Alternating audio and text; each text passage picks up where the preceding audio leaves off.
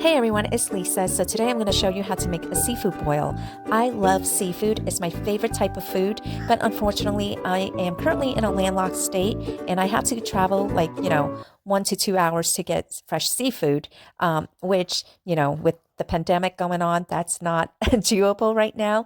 So frozen seafood it is. But that's okay because when you think about it, even when you go to the chain restaurants like Joe's Crab Shack, Storming Crabs, Jumbo Crabs, Olive Garden, Red Lobster, wherever, you're actually not getting fresh seafood. You're getting the frozen stuff. So it's not a big deal. Of course, I'd rather be in New York City, my hometown, and have fresh seafood, but that's not possible right now.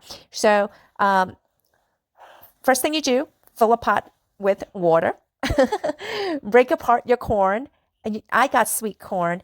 And you could use any sort of potatoes. It's really not that big of a deal what kind of potatoes you use. Some are better than others, like the small red ones. Those are probably better for this.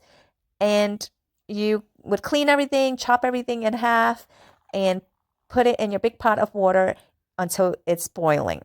Once you have it boiling, you're going to dump most of the water out. I would say you're going to dump about 75% of the water out, but not too much because you still need about 25% of the water so that you can continue cooking and to make the sauce. So now with me, what I did was after I added my corn and my potatoes, I also smashed up some garlic cloves and I put them in there along with onions. I just sliced the onions up. And as you saw, when the water started rapidly boiling, I poured out about 75% of the water and I retained about 25%. There's really no measurement that I could give you for how much water you should put. You should just put enough water in the pot where it will cover up your corn and your potato to a boiling point. I got fresh parsley from my little garden bed out in the backyard, and I added in the frozen shrimp and the frozen lobster tail.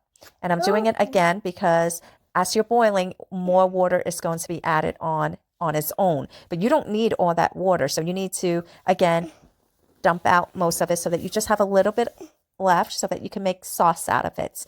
Now I cook the corn and the potatoes first because they needed to be cooked first. They take longer to cook. And the second thing I cooked was the shrimp and the lobster tail because the shrimp and the lobster tail, they were still raw.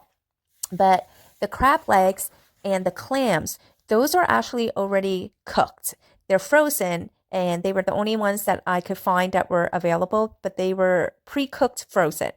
So I didn't have to worry about really cooking those because all I had to do was basically heat it up. Now, this plastic bag, this is the bag that like the crab legs came in. So I just want to show you guys, if you don't have like a big pan, you could use that plastic bag that the crab legs came in. And I got the crab legs at Walmart.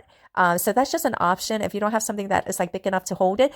And another thing is if you wanted to like marinate your seafood in the sauce, that's also another really good option to use the bag for.